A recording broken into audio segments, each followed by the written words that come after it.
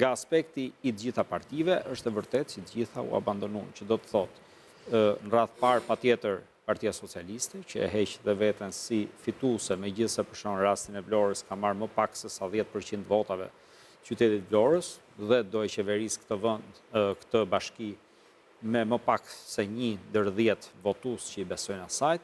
E nga krau tjetër, pse ke bën këtë? Sepse është shumë e qartë se ku është ky sistem, ku është kjo lloj qeverisje, ku është niveli i korrupsionit dhe i krimit që ka kaplu këtë vend për shkak të qeverisjes Partisë Socialiste. Nga krau tjetër kemi edhe një situatën e opozitës, sepse është braktisë në këtë pikë.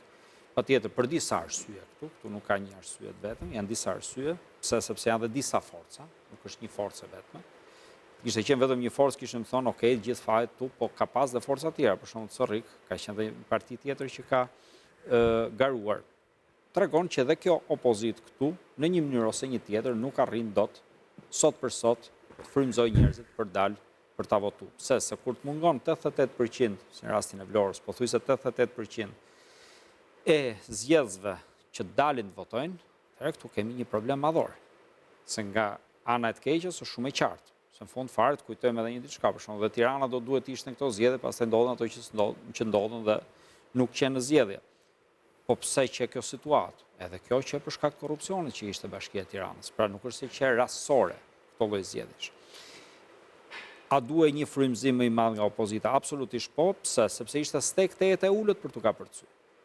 Pra nëse neve bëjmë fjalë për rreth 15.000 diçka vota që mori kandidatja e Partisë Socialiste për shembull në Vlorë, është një stek shumë lehtësisht e kapërcyeshme. Që do të thotë, do duhet ishte punu, jo nga nuk mund t'i kërkojmë më shumë se kaq kandidatëve, se kandidatët absolutisht figura me integritet, figura që punojnë, po aq kohë kanë, në kuptimin që këto lloj fushatës janë 7 ditë deri 10 ditë. Pra ndoshta duhet hequr ky nivel përgjegjësie nga kandidatët, po flasim për strukturat, për subjektet politike. Sepse është shumë e shkurtër, por nga krau tjetër opozita merr frymë, punon dhe jeton për ditë, nga mëngjesi deri në darkë, madje edhe natën, vetëm që të sjellë zgjedhjet sa më shpejt që të jetë mundur dhe të bëj kthimin e sistemit, pra të bëj rotacionin e pushtetit. Zotëli Mehmeti, nëse pragu ishte kaq lehtësisht i kapërcyeshëm për opozitën kësaj radhe, sidomos me këto zgjedhje të pjesshme. Atëherë kaq lehtësisht i kapërcyer, ishte prag shumë i ulët. Kur themi ulët, do thotë i aksesueshëm lehtësisht atëherë. Cili është sipas jush gabimi më madhor që bëri opozita strategjikisht në këto zgjedhje? Unë mendoj që nuk është vetëm një, janë disa, unë ja thash këtu nuk është vetëm një çështje. Pra, në fund fare mund të fusim një emrus të përbashkët, dhe një emrus i përbashkët është këtu ndoshta mungesa e frymëzimit nga njëri krah dhe mungesa e të shpallurit të mundshëm të Partisë Socialiste nga krau tjetër. Pra, është krijuar një ky lloj miti që këta i blenë, që këta i manovrojnë, që etj. Patjetër kjo e fut në një farë deprimimi votuesin. Pra do të thotë që kjo vota nuk ndroka asgjë. Pra ndaç shkojmë, ndaç nuk shkojmë, këtu që ka e paracaktuar, atëherë pse të angazhohesh? Nga ky aspekt patjetër janë të dy elementet. Një, opozita duhet, dhe kur them opozita, Partia Demokratike e para, për shkak se është partia më e madhe, është ajo që udhëheq opozitën.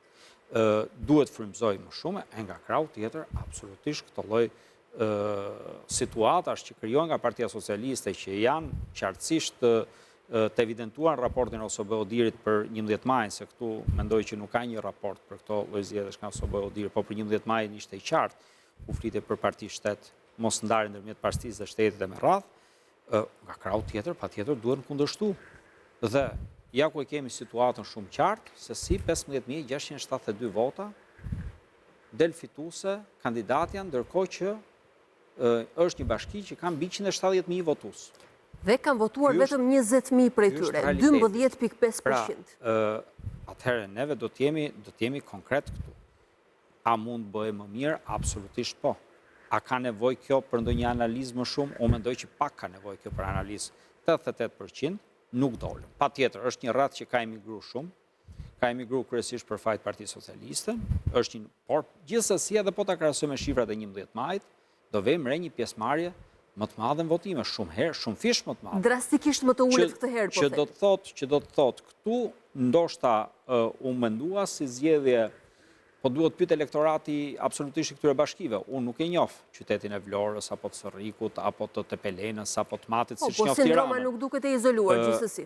Jo, po, unë duhet të jemi të thjeshtë, pra. Unë mund të flas për ato që mund të njoh. Por, krijimi i një fryme të këtill, le të themi që nuk munden dot me radhë, ndërkohë që duket shumë qartë se ishin krejtësisht mundshëm, nuk shkon në favor këtë opozitës. E nga krahu tjetër, opozita duhet frymëzohet, si frymëzohen opozita, duke u rinovu, duke u riorganizu, dhe duke mos net aty thjesht duke prit ditët e fundit. Do të kemi mundësi të ndalojmë në faktorët dhe objektivat që duhet i bërë vetës opozita më gjatë. Po, elementi kyç është puna e përditshme. Dhe kur them puna e përditshme, nuk thot vetëm në demaskimin, në evidentimin e rasteve, bërje publike me radhë, por është punë e përditshme në organizim, është punë e përditshme në terren, është punë e përditshme në veprimet energjike, është punë e përditshme në demonstrimet e forcës. Që me sa kuptoj ju konsideroni që opozita nuk po e bën ose nuk është sistematike në këtë punë? Tu jemi shumë poshtë. Për sa i përket demaskimit, për sa i përket evidentimit, shuar përpara organeve drejtësisë ndaj partnerëve ndërkombëtar, kjo është relativisht lartë, ndërkohë që këtu jemi shumë më poshtë. Dëgjojmë edhe përshtypjet e para të panelistëve tanë të përhershëm që sigurisht kanë lexuar me vigjilencë dhe kujdes situatën. Zoti Zogaj, po e nis me ju. Shifrat, çfarë tregojnë për këtë zgjedhje, ndonse të pjesshme dhe ndonse vetëm në 4 bashki, po drastikisht më të ulta se data 11 dhe sigurisht shumë të interpretueshme për pjesëmarrjen? Po, janë të interpretueshme, megjithatë unë mund të them se janë shifra relativisht të pritshme. Nuk duhet të krahasojmë këto zgjedhje me zgjedhjet politika, po edhe me zgjedhjet vendore që bëhen sipas çdo një herë në 4 vjet. E tha dhe Ali Mehmeti pak më parë, këto kishin vetëm 7 ditë fushatë. Mos mendojmë se elektorati e ka mendin tërkohën të zgjedhjet. E ka kur ka zgjedhje politike, që shpreson të ndryshojë diçka.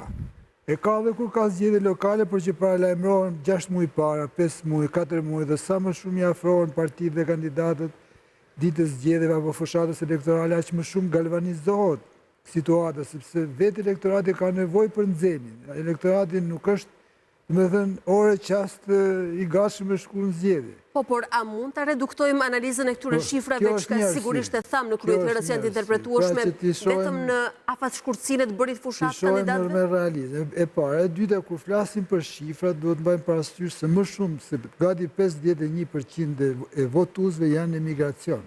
Ato nuk vinë zgjedhjet politike, nuk vinë as në zgjedhjet rregullta vendore, shumica, jo të vinë në disa zgjedhje që po thuaj se nuk u muar vesh se do bëshin, se për posa fatit shkurtër, Alba ishte edhe kjo rrethana që këto ishin si mfrena si zgjedhje, nga që po diskutohej shumë për kandidatin e Tiranës, dhe qyteti ku zgjedhjet kishin vlerë, ishte Vlora sigurisht, po ku kishin vlerë, në që mund bënim analize, ishte Tirana, ata ishin gjithnjë të pasigurta, do bëhen, s'do bëhen, do bëhen. Pra krijuan përshtypjen e zgjedhjeve të stopuara. Pak a shumë, sepse kjo frymë shkon, edhe kjo, meqense Tirana u ndalua, domethënë edhe atmosferat e Tirana e bën klimën politike në përgjithësi.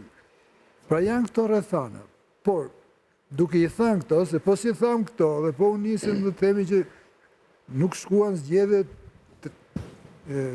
vetëm 14% elektoratës shqiptarë dhe jemi duke gënjur vetëm.